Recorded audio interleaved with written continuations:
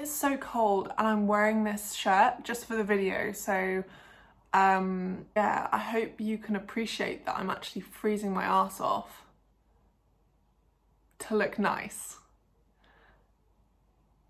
10 out of 10 effort from Oriah. Good morning and welcome to the coldest day I've ever encountered. It's freezing. So this morning I went on a stomp round the block for, maintaining good mental health and on a mission to find some good coffee. I found the coffee, but my legs froze to death. The best morning walks are those with frosty, atmospheric surroundings. And the other thing I've noticed is that when I go on a walk in the morning, people are friendlier. And I am one of those people that will walk and I'll smile, say hello to everyone, and I hate it when people don't smile back or they don't say hello back. It makes me feel low-key angry, but maybe people are just having a bad day. I mean, we all have those days, right?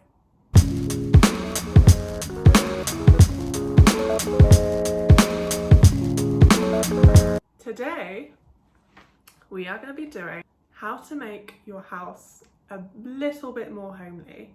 I've been collating a few ideas over the kind of last few weeks to think about how, when I moved into this apartment, how I made it feel more homely and how I put my mark on things to make it feel as if it was not just another one-bed apartment with no character. So when I first moved into the apartment, it was very much a clean slate, as I've said before. Classic cookie cutter apartment, so no character whatsoever. So I kind of made it my mission to make it feel definitely more homely and to feel a bit more relaxed and put my own stamp on it.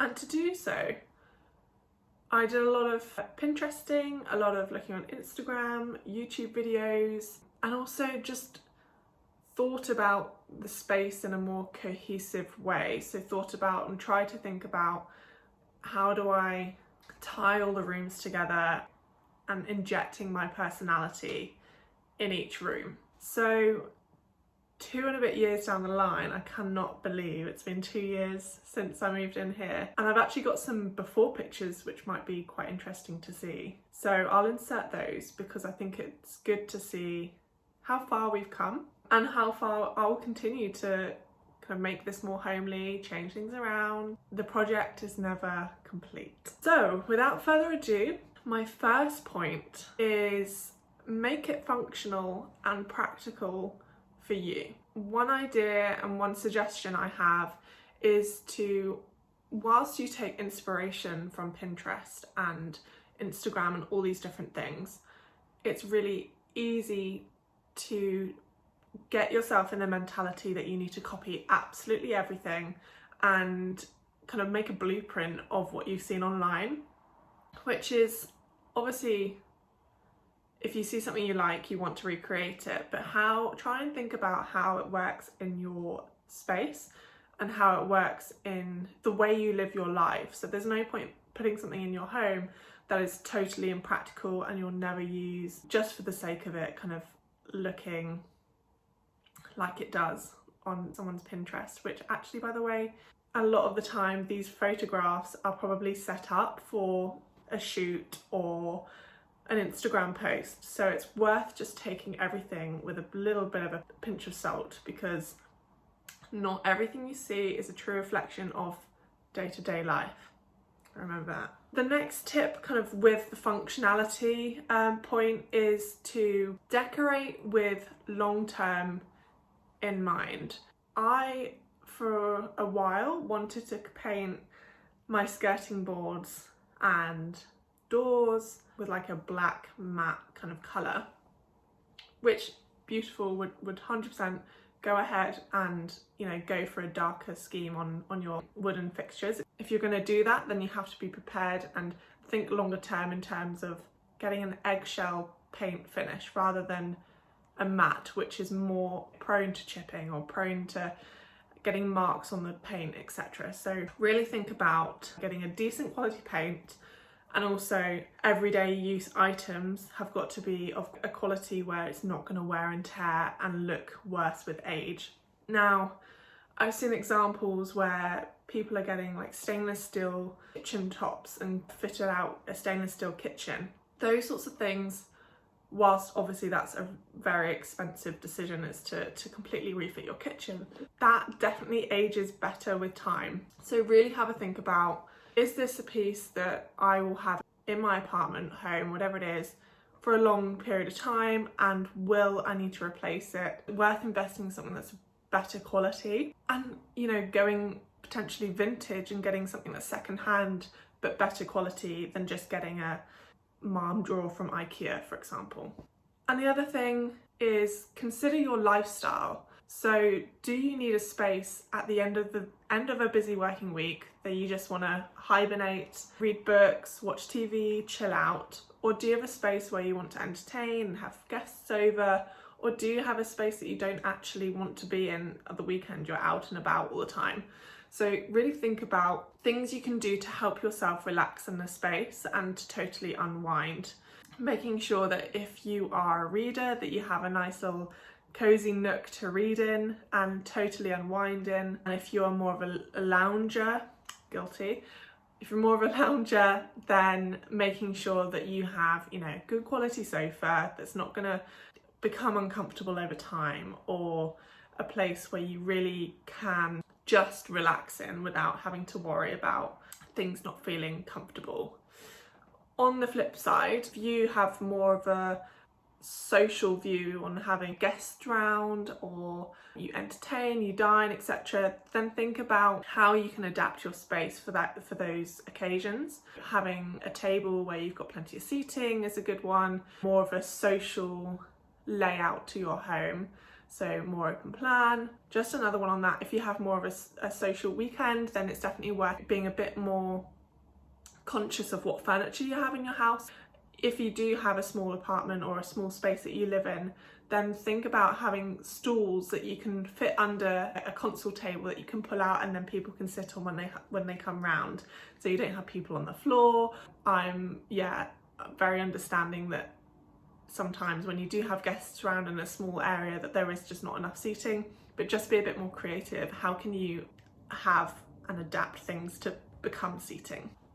Another thing that definitely helps to bring that feeling of home to your space is to fully embrace gifts from family and friends. Those gentle reminders of something that someone has given you out of pure love and thought of you when purchasing that gift just adds a smile to your face every time you see it, and also adds a story to the items in your space. Sometimes you can get questionable gifts that actually don't fit your space, but my advice would be to really try and embrace those things, because it just adds that additional personality to your home, and that item has a story behind it, and every time you look at it, it makes you think of your family or friend who bought that for you. So yes, although I might do a video on like good gift items for homes, because I feel like a lot of people will get plants or candles, which is lovely, but let's think outside of the box and see what we can give to people that is unusual and useful. There's one thing getting a gift for someone for their home, but if they're going to use it all the time and embrace using it all the time, then that's an excellent gift in my opinion. My next point is, if you have a real problem or nervousness with injecting colour into your space, colour doesn't have to be a permanent option. So when you think of colour in people's homes, personally, my first reaction is, oh my goodness, you've got to paint all your walls, right? An orange or a green or whatever colour comes to mind. You don't need to renovate your whole space to include colour, and it's quite easy to misconcept and to to misunderstand the concept of adding more personality and colour into your home without it being a permanent fix. You know, it doesn't have to be a permanent thing in your home that you have to keep forever, i.e. painting a wall. So there are a few things you could do to inject colour into your space to make it kind of a bit more elevated, a bit more fun to look at. If you do have a very monochrome home, that's fine. Personally, I love a bit of colour, and I've come a long way since I first moved into the apartment.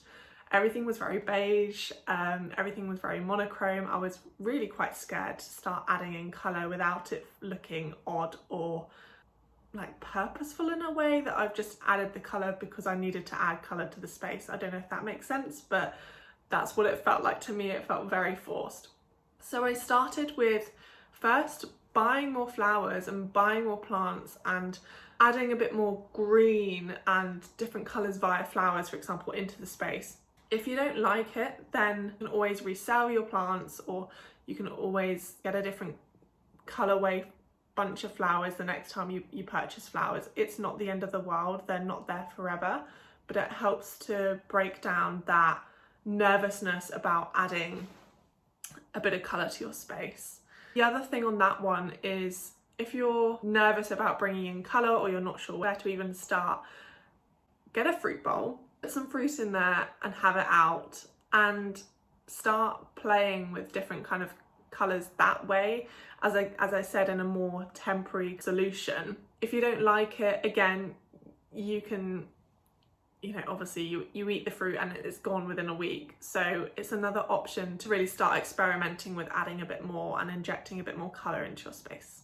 The other thing on that one is I loved adding herbs into my kitchen. So potted basil you can get from your local garden centre or even your local supermarket, and you can use the product. It's a useful thing to have in your space. As I said earlier, having those items in your home that not only looks lovely but is useful and it's purposeful. With the herbs, you also get that lovely kind of scent of freshness and garden and all those different aromas that can really help to spark memories in your space. So another way to do this is to start adding not only colours but scents into your space.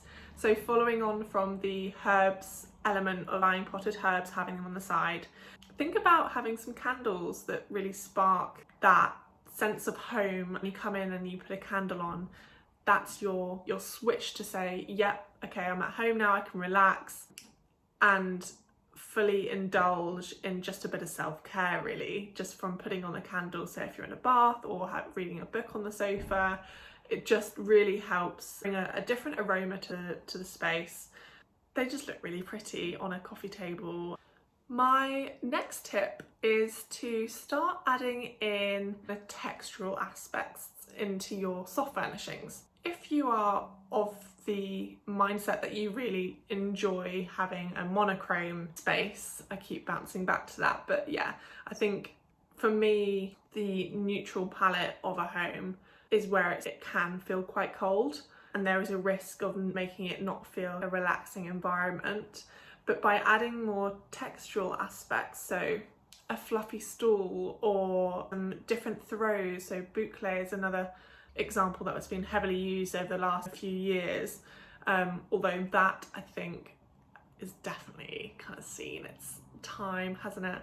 Adding different textures or throws, something interesting that kind of breaks up those whites and neutrals, is a really good way of adding that homely feel to your space. Not only that, if you're willing to go a bit more out there, then start using different patterns to really complement each other. So I think there's this misconception that too many patterns together is kind of too busy, and I think that can be the case, but if you're a bit more considered about your purchase, then it's a really good way of adding a little bit more personality to your space and tying in things together that don't look so, I've just looked in Next catalogue and I've just ordered a whole range of the same pillows from the same collection.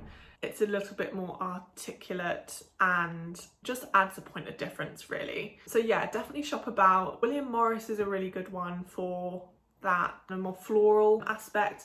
Then I'd throw in like a striped cushion with that kind of William Morris floral print. My sofa is very white and there's not kind of much in terms of busyness going on the sofa.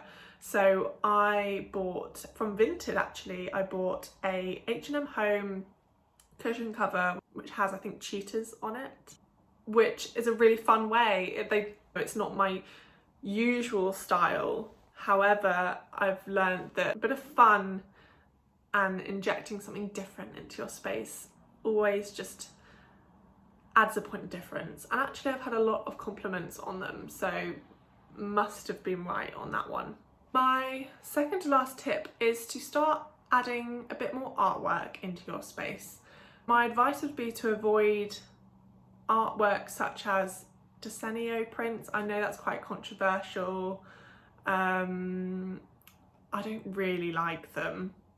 I think anything mass produced is kind of obvious that it's been mass produced. Anything mass produced, I think it takes away personality in a space. And it's okay to have the odd bit, but when your space is filled with the same collection from Desenio or from IKEA, it just, personally, I just think it's obvious where it's come from.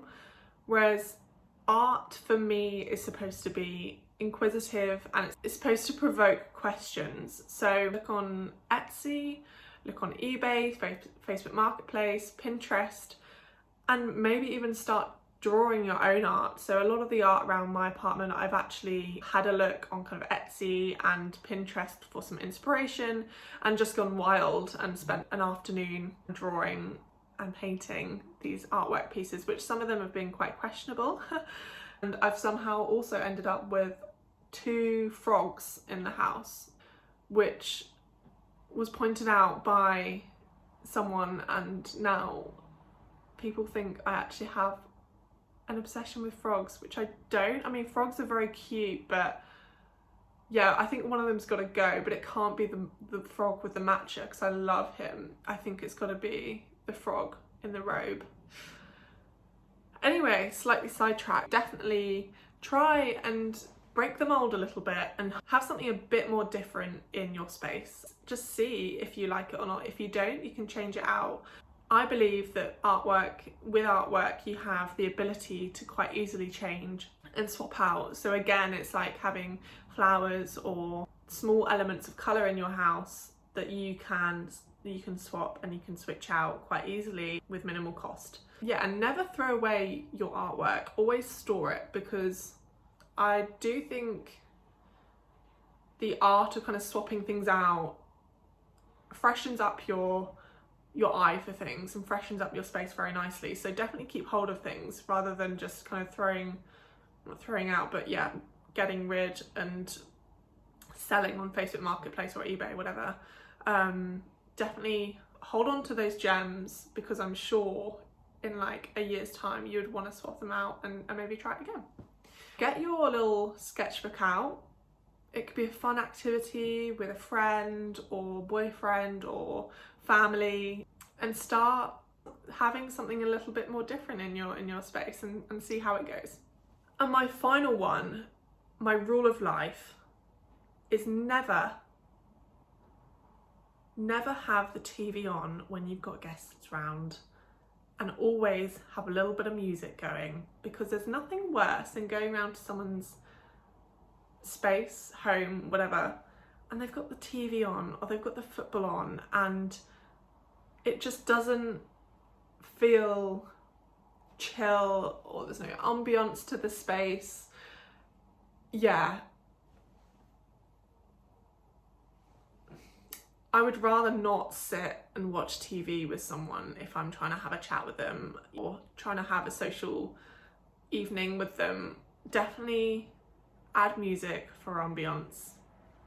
Thank you. Okay, so that's everything we have for today. I hope you like this background.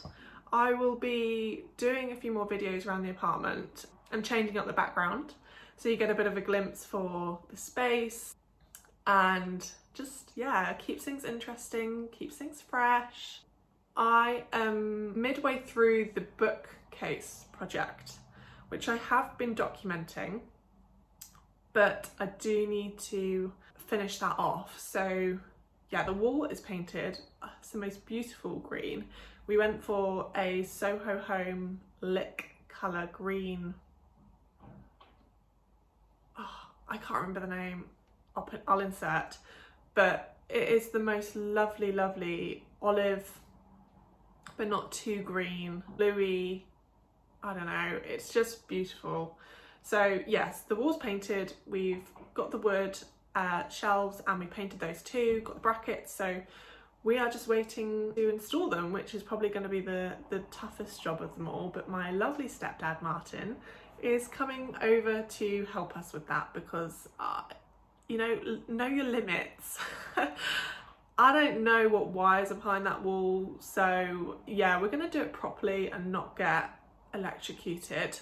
I will keep you posted with that. Hopefully we'll have a video for you very shortly, if you're interested, of course. It's a beautiful day here, hoping to get out again and smile at a few more people, and hopefully they smile back because I hate that. It's so embarrassing. Thank you for watching, and I have a few more ideas up my sleeve for some tips and tricks on interiors. Keep your eyes peeled and watch this space.